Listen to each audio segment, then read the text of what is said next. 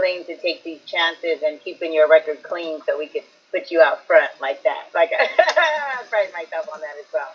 But I would love to see. I'm just going to put this in your ear because earlier Steve and I were talking about how we have to first do broad streaming policy, and then we put in the things exactly how we want them. And I love the value base and context of SB 34. But as we talk about SB 34, we want to expand the conversation around PTSD and trauma survivors, if we can, beyond veterans. I'm the daughter of a vet, Vietnam veteran. Just want to say that. But that conversation, we have to expand it because as Black people, especially Black women, at the intersection of where most of the trauma is, I feel like, condensed, we want to make sure we're including that. So let's talk about the expansion of SB 34 and how we can make that happen. I'm all ears. Absolutely. Absolutely. Thank you. I do know that the LBCA has an event coming up March 4th, a town hall meeting to talk about with Your Cannabis and their compassion program and how to work with SB 34 as well, which, you know, Sean, I love it. We actually were having a conversation just last week about the importance of these different resources and communities, and that it is important for people to work strategically together to make sure that there's enough for everyone for whatever their need is. So, you know, that you've created that safe space for the veterans is amazing. We just need to go out and find the other organizations that are working and filling the other needs, so that way when people come, we can, you know, use that network as a whole. Yes, thank you so much. That's really exciting, and I definitely do want to hear more, and I hope that you'll come actually sometime and share on the Cannabis space, you know, give you a whole hour to share all the amazing things. Absolutely. I'm a talker, if you guys haven't figured that out yet. Are you single because I have a niece? Are you single because I have a niece? I have a niece. Are you single? Well, I am rather, yes. Only because this job doesn't allow me not to be. So, but there's a lot of things that that need to be done in this space, and I have also political aspirations as well. So that may be on the horizon. So I always joke with my actually with my assistant. I said I'm going to be the first president on Tinder, I think.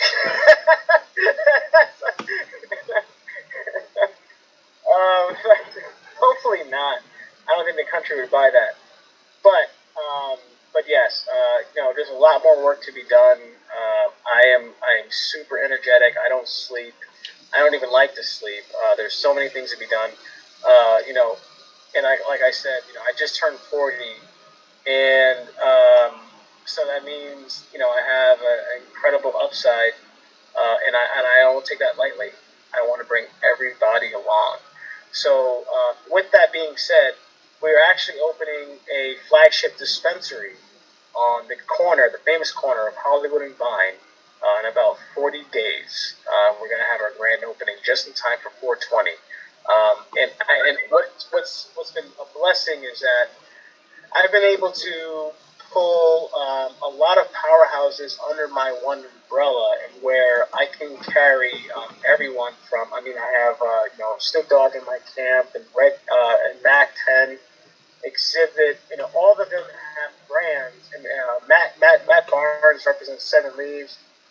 You know, we've been able to bring you know, everyone, Al Harrington, Viola, everyone under this umbrella, and to all Black and brown, that basically all of them have said when they met me is like, okay, we got one now.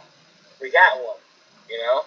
And I've heard the same, you know, Ray J is involved, 2 Chainz is involved heavily. And it's honestly a blessing once people have, you know, supported me and realize, like, we have one, we have to pump him up, and I have to give it up, and I have to pay respect to the late Tiny Lister, aka Debo Zeus, who is a friend of mine. My gym. Once they meet you, they're gonna get behind you. At least all of Black entertainment in Hollywood are gonna get behind you. He's right. He was definitely right, and I don't take that lightly. And it takes a village, you know, and it honestly does, because I believe we're under silent attack in this industry. I don't, let's say, for instance, John Boehner said no, no, no, no, no to cannabis, but once the guy was out of politics and he invested in Acorn, then it's like, yeah, this is the best industry to invest in. Yeah, let's do it. He made, like 320 million shares off of just that quote. So to me, I don't have an issue calling that out because it's public information, it's public knowledge. I'm just putting it in the context to say this honestly this industry belongs to black and brown. Asians have garment industry, Italians have construction and waste management. Jews have Hollywood and industry. We don't have really nothing to call our own, and we've helped build this country and shape it to what it is today. So, having said that, what's fair is fair, and what's right is right, and it does belong to us, and I don't want it to slip through our fingers. So I'm going to do whatever the hell I have a question, and I need to make sure I say this before my old brain forgets. So you're opening the dispensary. You have all of these brands that are supported by celebrities, right? Can we get a dedicated area, section to social equity brands, like to those brands, and to help those brands so that they get exposure, so that they can we get a shelf in the store? So here's the icing on the cake. Here's a great thing. Here's what makes my heart great, and here's what's also optically great for the company, especially on the public side. That location, period, is through a social equity applicant. So we actually got this location not just through Pineapple, but we have an incubator, a social equity incubator, where we actually, we take people in and we sign them up under us, and we find and licenses. So we actually got Hollywood and Vine from a social equity applicant. So the beauty of this whole project is that not only is it's just like an amazing tourist attraction in the making, however, this is 51% owned by someone who had nothing. And overnight, there were at least six figures where they were not. So this is an amazing thing. We can never sell it because this person is the majority shareholder. Yeah. So honestly, even for optics and news, it does my heart great because this location alone is like one of the best in the world. Being that California is the biggest market in the world, and it's actually by someone who was oppressed by being arrested for cannabis. And it's doing exactly what the program was designed to do, and what has failed so many people, not just in California, but across the country. So again, I'm glad you brought that up, Mary. It's a very proud moment for us that this location secretly is owned by someone who's persecuted by cannabis use, and they're a majority shareholder of that, not Pineapple. Kudos, thank you. I'm glad to know that, because I'm like, we got all this going on, we got all these. We need some of that in there too. So thank you. Yeah. That leads to Mika. So as a Black women-owned social equity brand, what are your thoughts on all of that? I know, you've achieved quite the corporate success you shared on the show. It was never something you were seeking, but something that seemed to call to you. And so, you kind of wear two hats in the space. One as a social equity brand owner, but then also the other one as this corporate boss babe. Well, maybe even three hats. Maybe. Yeah, I know. I was like, there's more.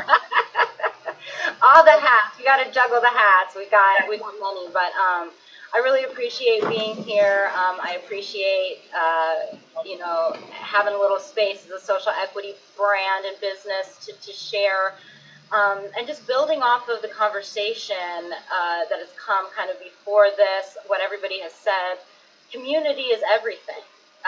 It's really the only way that I have been able to build a business, that we've been able to build a business as a small family-run business. Just kind of listening to everything everybody has been saying, I've just been thinking so much about how my own life has embodied so much of this struggle of what everyone is talking about. so much of being in this industry and taking up space in this industry is figuring out a way to learn.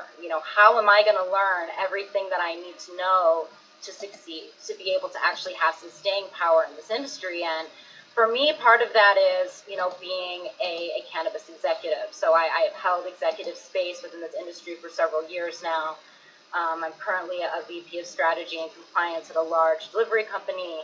And, no one is going to educate us in the way that we need to be educated unless we are inside of these organizations learning by sitting at that table, learning what's said at that table, and what we need to do to change the way that things are looked at that table, right? Because really the goal is to change everything. And to change everything, we can't just change legislation. We can't just change minds. We have to change industry and businesses as well. So it's like a multi-tiered effort. So I'm very much here for that effort in all ways.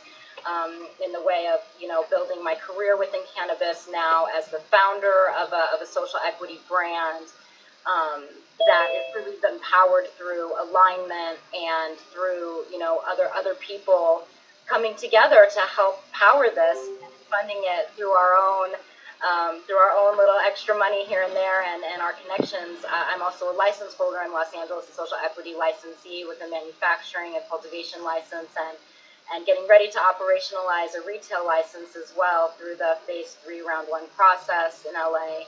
As I wasn't one of the top 100, but I was one of the top 200. So anybody that knows what was going on in the LA scene, how things kind of changed, a big shout out to Power of the People in LA, who really kind of were able to see something that didn't work and wasn't including enough people, and not that extending it to an extra 100 did, but it at least showed, we can go in and we can make changes that will actually change people's lives. And in this case, for me, it has allowed us to have the ability to open a retail shop in Los Angeles for the brand Vico, which is really exciting.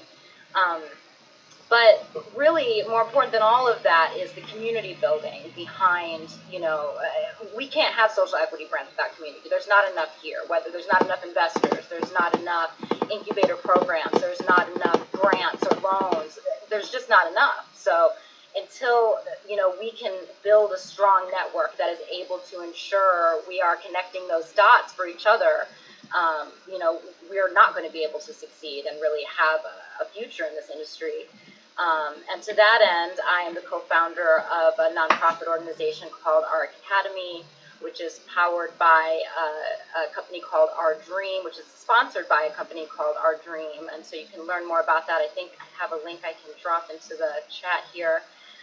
But it is the way that we look at it is less of an incubator program. At least I don't look at it as an incubator program. I look at it as more of a community building and grassroots organizing for the cannabis industry, where we can bring together folks who have information, resources for teach-ins, skill shares over 13 weeks, as well as have a mentorship aspect where we bring people who are looking to really not just help people build their businesses, but build relationships with people and really share their networks and get to know them and get to learn different ways that they'll be able to, work with them and support them throughout their journey, not just within 13 weeks or a couple months, but for the long haul, because, that's what it really takes, and that's what our competitors have. They have years and years and networks and legacy of wealth to build on, and we have each other, which is incredibly powerful as well. So, through these social equity licenses, several of us that are licensees helping each other out through the power of alignment and connection.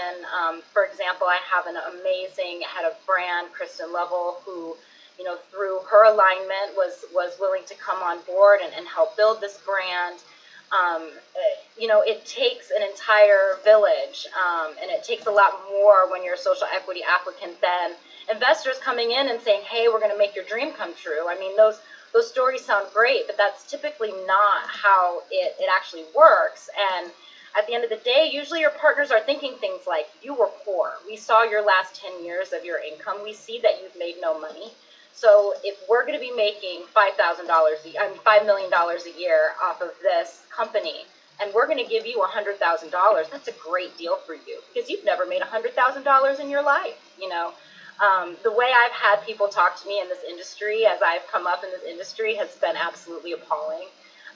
The amount of money I've been told I would never be paid for my talents and my expertise in this industry is really shocking. And to think that it's 2021 and we have Black women who are well educated being told they will never make over $100,000 because that isn't what the space for you.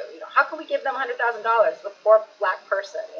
We have to realize that this is how many of these investors are thinking and feeling, and many of these businesses, that's how they're talking, in the closed door sessions. So I think, we can have platitudes about this space and how we want to work together, but we have to be very careful, and we have to be very intentional, and we have to share the real information, about what these deals look like, what it is we need. We need participation.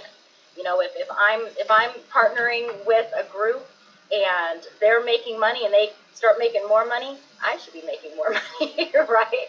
Even if I wasn't, they might say, you never put in money to begin with. Well, being able to get the license, my whole body that is now being sharecropped to ensure that this business can even run is worth a lot, So I think we need to start challenging what coming to the business with nothing is.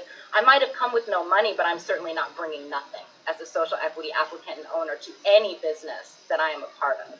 And I think that we need to shift some of that. What is important? What is it that Black and brown people of color bring to this cannabis space? A lot more than our verification of social equity and our ability to get a license. And I think that the more we can start leaning into that and taking up those spaces in the different rooms and not letting people say, you can only be a founder of a brand or be an executive, not both.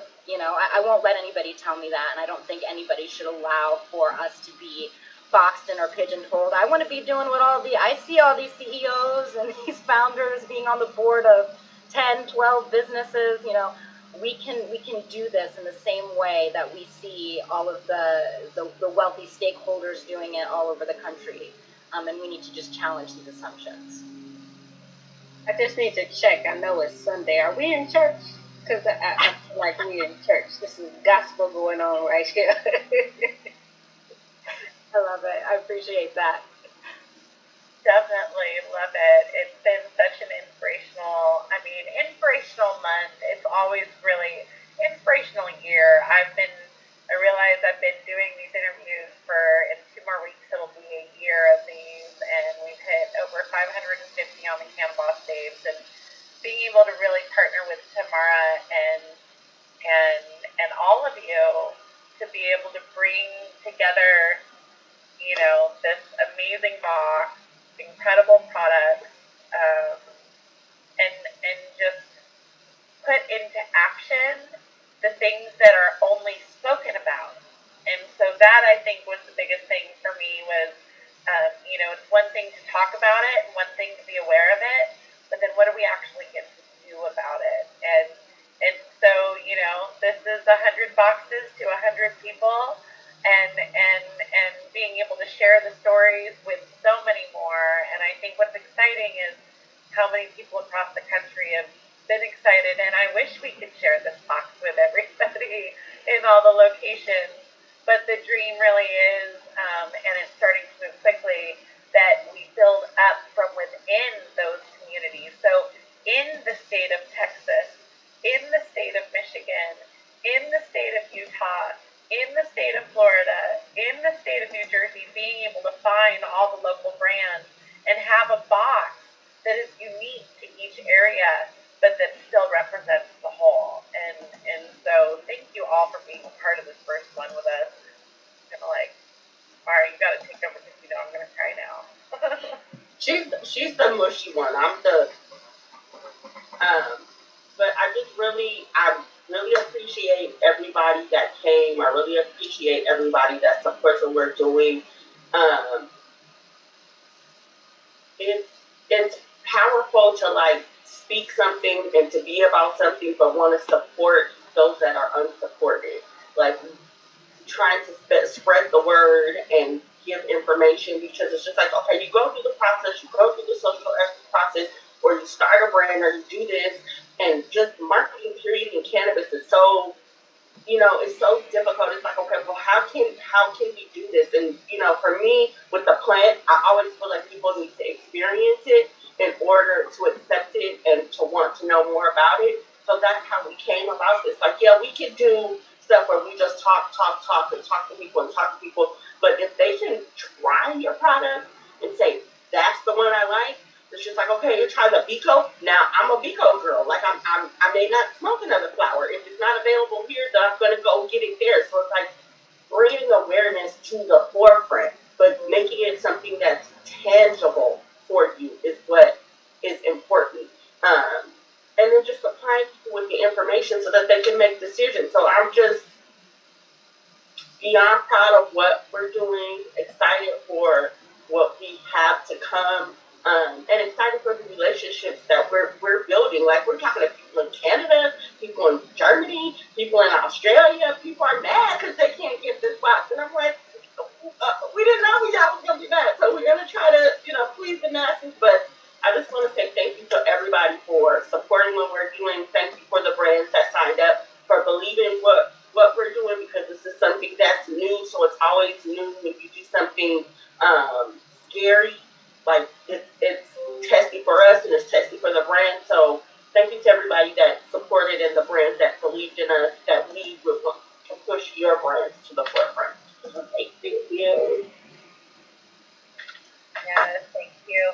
I see a lot of questions in the chat. I definitely, our time here is done, but I want for you all to be able to go ahead and network. I'm going to hit stop on the record because thank you all for coming.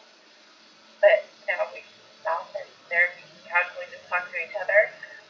So yeah, I'm going to leave this room open if anybody does want to be able to ask and connect. And I see a question about, is Vico available in San Diego? So okay, yep, because it's very good. But yeah, if there's anything else or any other questions, I'll leave it open for a little while. Is Salika still in here? She just left. Oh, I wanted to. Well, okay, so I can text her and ask her to come back. Oh, I mean that's fine. I just wanted to just give love to her. This Salika is actually how I found the Cannabis Babe.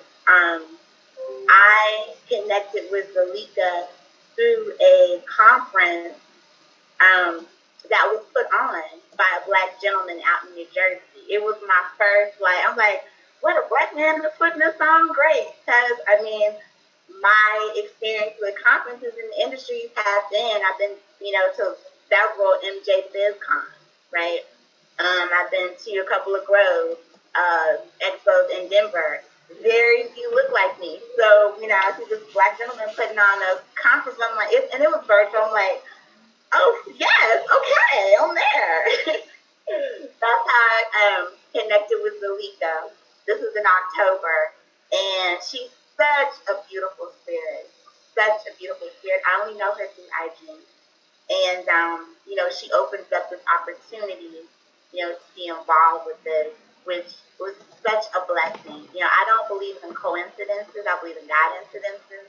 And so, I'm just elated and honored to be a part of this. So thank you. I'm so glad to hear that. So Zalika does our yoga on Thursdays. And it's so funny because a year ago she was just watching us and I didn't know what I was doing, and she had all these yoga poses, and I said, well, would you like to come and teach yoga? She said, well, I don't teach yoga, I just like yoga. I said, well, but you can show us because you look like you know more than I do. And even though we've never met and she's on the other side of the country, she's been doing this show with us for almost a year now. And so to be able to hear that just through that alignment as well, like there's something about this cannabis that brings all this alignment and this connection and this community, and it just feels like so natural in how it's supposed to be. Like, she is a spiritual plant. Yes, she is a spiritual plant. She is bigger than we could ever imagine.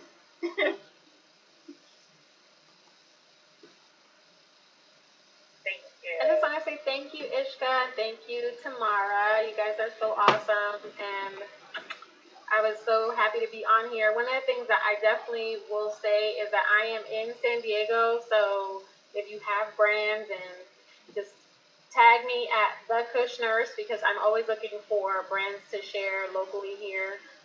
And we don't have a social equity program, and we are so behind the times here in San Diego. It is so frustrating. But, you know, you guys keep me inspired. And I met Tamara. How did I meet you, Tamara? Social media? I don't know. Yeah, I think it was social media. I think I found the group first, or did I find? No, I reached out to you for something else first that had to do just with nursing, and then you told me about the group, Okay. and then you introduced me to Miss Ivory, which we have to get Miss Ivory on a panel about social, because she's just powerful. So that's a whole nother. Once she starts with the politics, you can't stop. Yeah, that's not like her, Miss Kynan, Mr. Neal, and Nurse Ivory together. That we need to make that happen. But yeah, that's how I'm because there's not very many nurses of color, and then not only that, nurses of color like within my vicinity that I can touch. So I was just like, oh, she's in San Diego. Like this is somebody I need to. Well, the challenge is that if you are Black and a healthcare professional, you are at risk guys, we're of your still job. live, right? We're live on Facebook. We're not. Well, it's not live anymore, right? No, it's live on Facebook. Let me tell Leandra, can you take us off of Facebook I Live? did. I messaged him. I asked him. I said, kill the live stream, please. So, Okay. It doesn't say recording in here right now. It's not recording on the Zoom, but it's streaming live on Facebook. It streams on live on Facebook and YouTube. Oh.